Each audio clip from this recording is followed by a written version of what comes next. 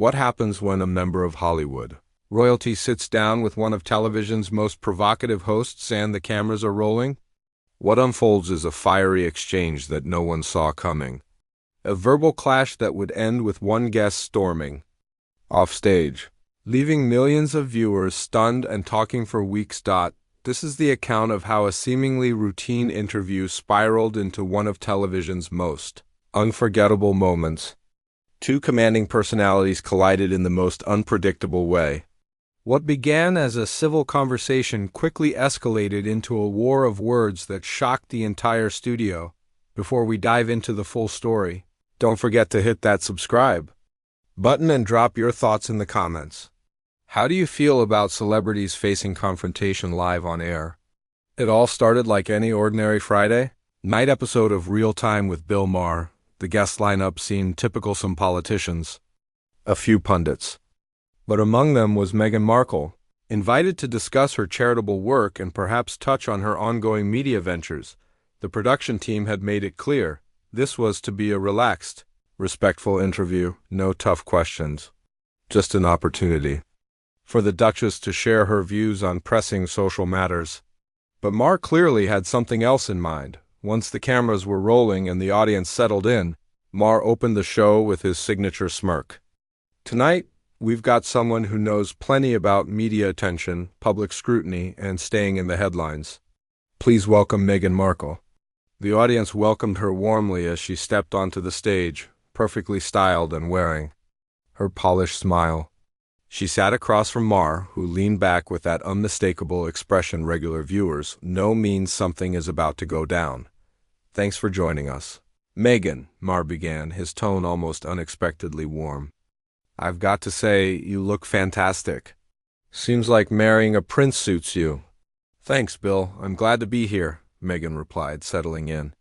Though I do prefer to be known for the work I do, rather than who I married. Maher cocked an eyebrow. Your work, let's talk about that. You've kept yourself pretty busy since stepping down from Royal Duty's podcasts, Netflix, interviews.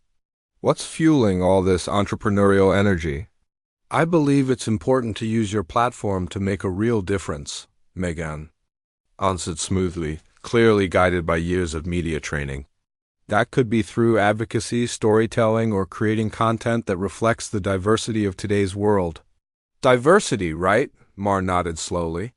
But some would argue your content tends to focus a lot on, well, your hardships, your life story, your version of things. Isn't there a fine line between advocacy and self-promotion? The room fell silent. The audience hadn't expected this kind of questioning. Meghan's smile faltered ever so slightly. I think sharing personal experiences helps people connect. When I speak about things like media pressure or difficult family issues, it's not for attention. It's to let others know they're not alone. Family issues, Maher echoed, leaning in. That's an interesting way to put it. Most folks would call that airing dirty laundry. But I guess when you're royalty, it sounds a little more dignified. I don't consider speaking my truth and asking for support to be airing dirty laundry, Meghan said calmly, though a sharper tone began to emerge. I see it as being authentic. Authentic, Maher chuckled. That's a word we hear a lot these days, especially from celebrities. But help me understand something. If you step back for privacy, why jump headfirst into Hollywood? Why the interviews, documentaries, and exclusive exposes? Now the tension in the studio could be felt by everyone. Meghan shifted in her seat, clearly fighting to maintain her composure. There's a difference between sharing your own story and having others control it, she said. For years, people told my story for me deciding what to believe about, who I am and what I represent. Reclaiming that isn't about attention, it's about taking back my voice. Agency, Maher said with mock enthusiasm. Another buzzword. But while you're taking control of your story, do you ever consider the other people involved? The ones who might see it all differently? Of course I do, Meghan replied, though her tone had become more guarded. But I also believe I have the right to speak for myself. Your truth, Maher said, stressing the words. That's where it gets tricky. There's not your truth and my truth, just the truth, facts, what actually happened. When people say my truth, they're often just presenting their own spin colored by emotions, motives, or how they want to be perceived. The entire audience sat frozen, sensing that things were quickly spiraling into uncharted territory. Are you saying I haven't been honest about my life? Meghan asked, her voice carrying an unmistakable warning. I'm saying maybe you've been selective choosing what to share and how to frame it, Maher answered. And honestly, that's not necessarily bad. We all do it. It's just that most of us don't land a Netflix deal from it. You're being incredibly dismissive of real trauma, Meghan said, her voice cracking slightly as emotion pushed through. You're talking about framing as if the racism I faced, the mental health crisis I endured, the isolation, it's all just convenient content. I'm not dismissing it, Maher replied, though his tone suggested otherwise. I'm asking why it's become a monetized storyline. Everyone's got problems, but not everyone turns them into a brand. That word brand hung heavy in the air. Meghan's face darkened. A brand? She repeated, voice rising. You think my pain is a brand? That the suicidal thoughts I had, the isolation, the silence when I needed help, you think that's just some PR pitch? I think you're intelligent enough to know how to present it in a way that builds empathy and profit, Maher said. And I'm not saying that's wrong. This is America. We turn everything into profit. I'm just saying, be honest about it. The crowd was caught in stunned silence, stuck between loyalty to Maher and discomfort at what they were watching. Unfold. Meghan leaned forward, gripping the arms of her chair. I came here expecting to have a real conversation about my causes, the work I care about. Instead, you've spent this entire interview minimizing everything I've been through. You've reduced my story to a calculated strategy. Sit down, Meghan, Maher said quietly, but firmly. We're not finished. You wanted control of the narrative? Well, this is what it's like when you don't get to choose the questions. Don't you dare tell me to sit down, Meghan snapped, her voice slicing through the studio like a razor. I'm not some guest who's going to sit here and let you twist my life into entertainment. Maher's expression sharpened. He clearly sensed he'd touched a nerve. Now we're getting somewhere. This is the real Meghan Markle, not the rehearsed version we usually get. The real Meghan Markle? She echoed furiously. You mean the one who refuses to smile while being disrespected on national TV? The one who won't play along while you try to manipulate the audience into doubting my trauma? Gaslighting, Maher chuckled, causing some in the crowd to shift uncomfortably. There's another trendy therapy buzzword? No one's saying your trauma isn't real, he continued. I'm saying you've made it into performance art. Performance art? Meghan's voice was full of disbelief. You think sitting with Oprah, confessing I wanted to end my life, that was performance? You think opening up about the racist comments made about my unborn baby was just a show? I think you knew exactly what that interview would do, Maher replied, unbothered by her fury. You knew it would dominate headlines. You knew it would bring sympathy and leverage. You needed public opinion on your side. And what better way than painting yourself as the victim of a racist, outdated institution? Whispers began to ripple through the studio audience. Some shifted uncomfortably in their seats, clearly unsettled by Maher's confrontational tone. Others seemed riveted, watching as something far beyond a typical interview began to unfold. Meghan's hands trembled slightly, whether from anger, nerves, or something deeper, it was hard to say.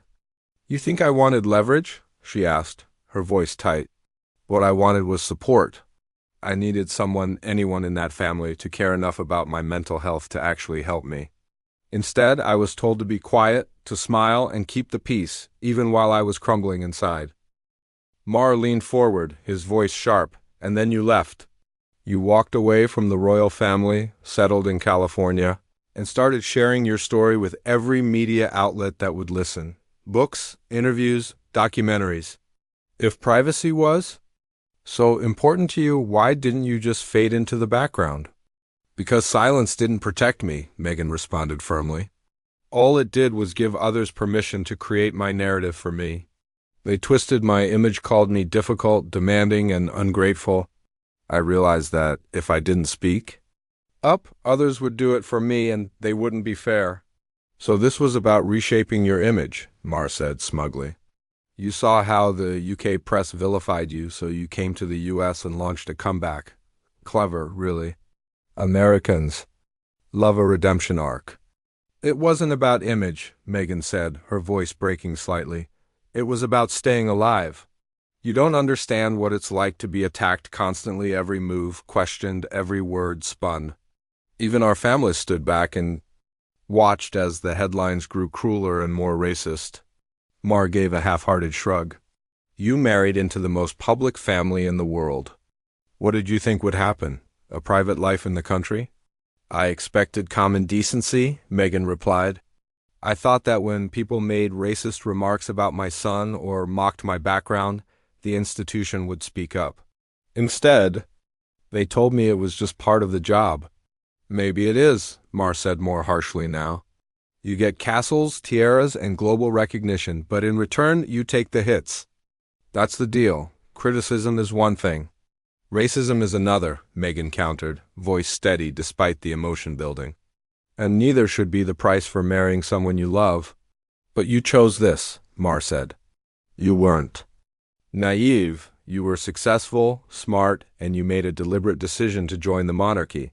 And when it got hard, you quit. I didn't quit, Meghan snapped. I made a decision to prioritize my mental health and protect my family from a system that showed us no compassion. Oh, your family, Maher said mockingly. The same family you're now estranged from? Your father, your half-sister, your in-laws? At what point do you ask yourself if you might be the common thread in all this? The words landed like a punch. Gasps echoed through the audience. Even the crew looked stunned by how deeply personal. The interview had become Meghan pushed herself up from her seat, the scraping of her chair loud in the quiet room. How dare you imply that I brought this on myself? That I somehow deserve to be isolated, vilified, and ignored when I asked for help? I'm not saying you deserved it, Maher replied, his voice cool, though his expression said otherwise. I'm saying your reactions, your communication style may have escalated the conflicts. Maybe how you handled things made them worse. You mean standing up for myself? Meghan's voice grew louder. You mean refusing to be silenced? You mean reaching out for help and being told I was the problem? No, I mean taking what should have been private and airing it out in public, Maher said bluntly. Turning personal grievances into Netflix specials, turning family tension into headlines. Behind closed doors was where I was broken, Meghan said quietly. That's where I was dismissed. That's where I was told my suffering wasn't real. I didn't want to go public. I had no choice. Are you sure? Maher asked. Or was that the plan from the start? Come to America, tell your side, build a brand, get rich. From where I'm sitting, things worked out pretty well for you. The accusation cut deep. For a moment, Meghan couldn't speak. But then, in a voice barely above a whisper, she answered with cold clarity, You're right, I did have a plan. I wanted to use my platform to do something meaningful, to speak up for those who can't, to challenge the systems that hurt people. But maybe that's too big a concept for you to understand. Oh, I understand it just fine, Maher said with a mocking grin. It's the celebrity PR playbook. Step 1, get into trouble. Step 2, pivot to activism. Step 3, profit. Hollywood loves a makeover. I'm not hiding anything, Meghan said, her voice trembling with rage. I'm using what happened to me to protect others. To give hope to those suffering silently. How noble, Maher smirked. And I bet it's very profitable, too. That word profitable was the final blow. Meghan's composure cracked, and she stepped forward. Her finger pointed directly at him. You are disgusting, she said through clenched teeth. You think mocking people's trauma makes you clever? You sit here each week, tearing people down, turning pain into a joke, all for laughs and ratings. I won't be your joke. Maher leaned back, smug. What now, you gotta walk out? Make it dramatic for the cameras? That suggestion that her real pain was just entertainment was too much. Meghan turned to the audience, her face flushed with fury and heartbreak. You want a show? She said, her voice terrifyingly calm. Fine, here's the truth your viewers should hear. She faced the camera directly, cutting Maher out of the moment entirely. This man behind this desk makes a living tearing people down. He hides behind comedy, but he's really just a bully with a microphone. And people let it slide because somehow cruelty got rebranded as courage. Okay, that's enough, Maher started, trying to interrupt, but Meghan raised her hand without even looking at him. No, I'm talking now, she said, firm and composed. You had your time to twist this story, now it's mine. You want authenticity? She continued. Let's talk about it. You just spent nearly half an hour trying to convince your audience that a woman who admitted to suicidal thoughts was faking it. You dismissed racist attacks as part of the job. You questioned whether asking for help was some kind of calculated move. The entire studio was frozen.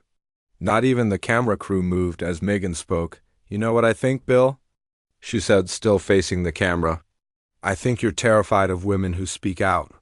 I think you're threatened by people who won't shrink themselves to fit your comfort zone. Your entire career is built on belittling others, and the second someone pushes back, you fall apart.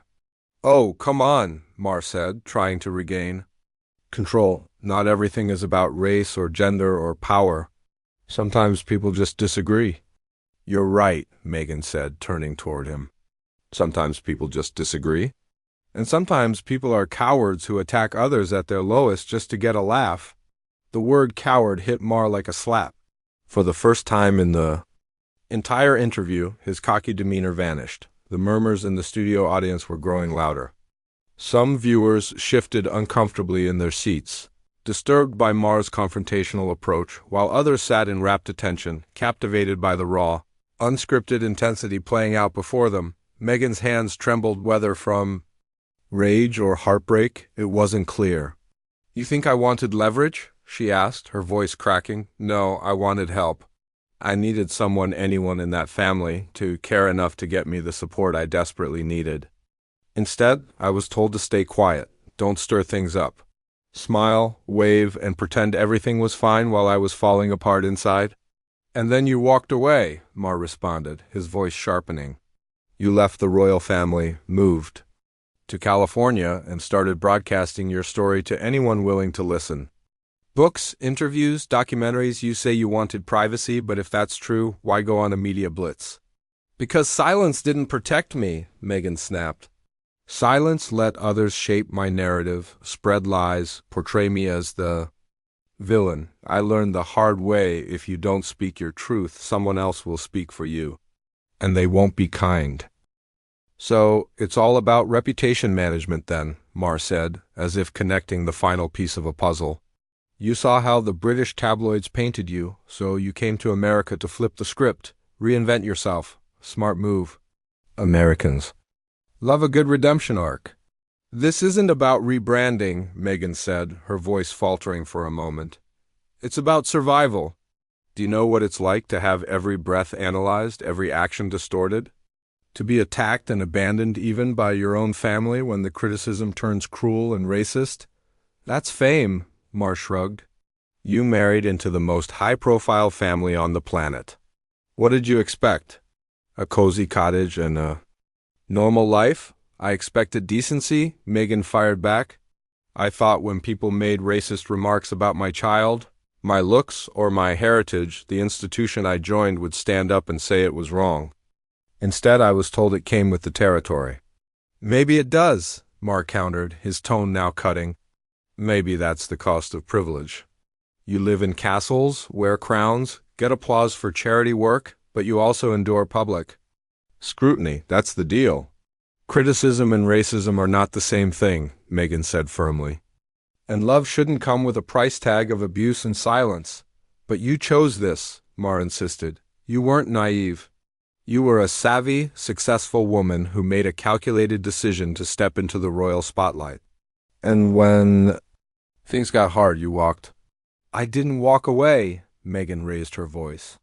I made the difficult choice to prioritize my mental health and protect my family, something the institution clearly didn't value. Your family? Maher challenged. You've cut ties with almost everyone, your father, your sister, even your husband's relatives. Doesn't it make you wonder if maybe the problem isn't always everyone else? That question hit like a slap. Gasps echoed through the room. Even crew members looked shaken by how personal it had become. Meghan stood abruptly, her chair scraping loudly. How dare you suggest I'm to blame for other people's cruelty? That I somehow deserved the racism, the lies, the abandonment? I'm not saying you deserved it, Maher replied, though doubt still lingered in his voice. I'm saying maybe your approach, your way of dealing with conflict might have made things worse. My approach? Meghan said loudly, her voice reverberating through the studio. You mean speaking up? Refusing to be treated like I'm invisible? Asking for help when I was breaking? I mean, airing dirty laundry in public, Maher said flatly. Taking family drama and turning it into global headlines. Using your fame as a platform to shame people instead of working things out in private. In private? Meghan repeated, voice shaking. That's where the silence was. That's where I was gaslit and dismissed. Going public wasn't my first move, it was the last option I had left. Or, Maher leaned in, maybe it was always part of the plan, move to America. Control the narrative, build your brand, profit. The accusation sliced through the air. For a long beat, Meghan said nothing. When she finally did, her voice was a whisper loaded with fire. You're right about one thing, Bill. I did have a plan. I wanted to use my voice to help people who don't have one. To make a difference. But clearly, that's a concept beyond your understanding. Oh, I understand it just fine, Maher smirked. It's what every celebrity does when things go sideways. Reinvent yourself as an activist, align with the right causes, and hope the public forgets the mess. I'm not trying to erase anything, Meghan growled. I'm trying to make sure what happened to me doesn't happen to someone else. I'm trying to be a light for people still stuck in the dark. Noble, Maher said mockingly. And I bet very profitable too. That word profitable snapped the last thread of her restraint. Meghan stepped forward, pointing at him, her voice thunderous with fury. You're disgusting. You sit here week after week hiding behind sarcasm, thinking you can mock people's trauma for laughs. You reduce human suffering into jokes. You turn people's pain into a punchline. But I won't be your punchline anymore. Maher leaned back, clearly enjoying the drama. So, are you going to storm off now? That'd be a good ending, real ratings gold. The implication that this was all entertainment, that her anguish was just part of the spectacle, was the final insult. Meghan turned to the audience, then back to Maher, her face a storm of rage and heartbreak. You want a performance? She said, her voice eerily calm. Then here's something real, something your viewers actually deserve. She faced the cameras directly, blocking Maher out completely. This man makes a career out of cruelty. He hides behind comedy, but what he really is, is a bully. A coward with a microphone. And the tragedy is that people like him are rewarded for it because they convince the world that cruelty is courage. Hey, Maher tried to cut in, but Meghan raised her hand without even glancing at him. I'm speaking now, she said, silencing him with ice in her tone. You had your monologue. Now it's my turn. Want to hear what's authentic? You just spent 20 minutes trying to convince people that a woman talking about suicide was being manipulative. That racist attacks were part of her job. The asking for help made her cunning. The room was deathly silent. Not even the crew dared to breathe. You know what I think, Bill? She continued. I think strong women terrify you. I think people who don't shrink when bullied threaten. Your entire persona. You've built your platform punching down, and now that someone punches back, you don't know how to handle it. Oh, please, Maher scoffed, trying to take control again. You always make it about race, gender, power. Maybe sometimes people just disagree. Maybe it's not always a victim-villain narrative. You're right, Meghan said, slowly turning to face him. Sometimes people are just wrong. And sometimes they're cowards who hide behind jokes and call it truth. The word coward landed like a punch. For the first time in the entire exchange, Maher's confidence cracked. Sometimes walking away is the most powerful move a person with self-respect can make, especially when they realize their time is being wasted. And just like that, she stood up and left the stage, leaving Maher behind at his desk, alone and stunned, along with an audience that mirrored his shock. The cameras didn't stop. They continued to capture every second of the unexpected moment. As one of television's most notoriously confrontational hosts sat in stunned silence, unable to form a response, the quiet stretched endlessly. Then, finally, Maher spoke, his voice noticeably stripped of its usual confidence. "Well," he muttered, trying to pull himself together, "I guess we know who really can't handle the heat." But the remark didn't land. The audience stayed silent. The energy in the room had shifted, and for the first time in his long career, Bill Maher looked like a man who had been bested. This wasn't just another talk show moment. This was live television history. A confrontation so raw, so unfiltered, it would be dissected, replayed, and remembered long after the lights dimmed and the cameras stopped rolling. It became the night America watched a woman draw a line. She wouldn't be broken, she wouldn't be silenced. And she absolutely refused to play by rules, meant to shrink her voice. And it was the night that reminded even the fiercest interviewers that sometimes the guest across from you is more powerful than you ever anticipated. What's your take? Was Meghan Markle justified in walking out, or should she have stayed and fought back on his terms? Drop your thoughts in the comments, and don't forget to subscribe for more stories where celebrities stop holding back and show us exactly who they are.